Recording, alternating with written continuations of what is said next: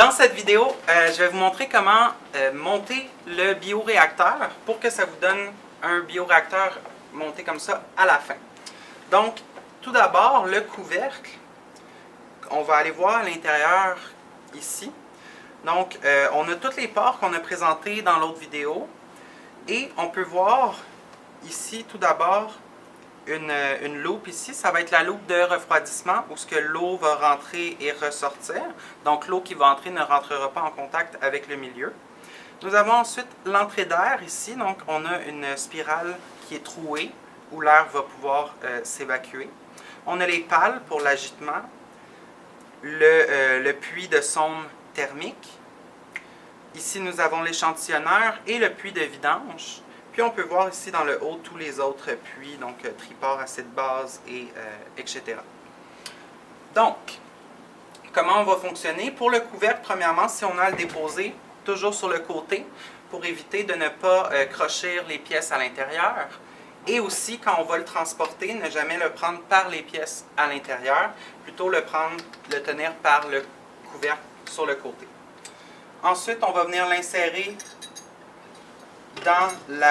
sur le socle.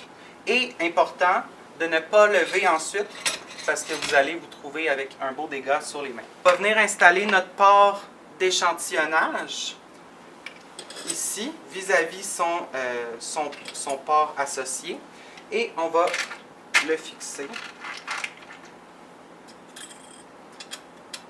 grossièrement puis on va venir faire notre connexion.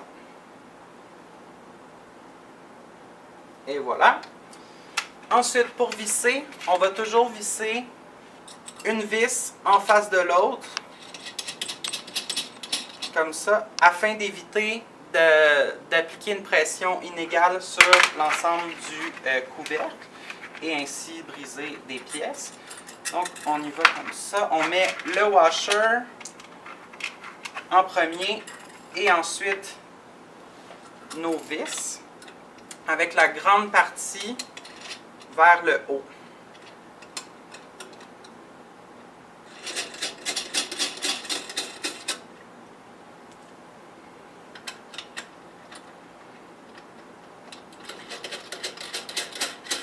Et voilà, et on vient serrer les vis vis-à-vis.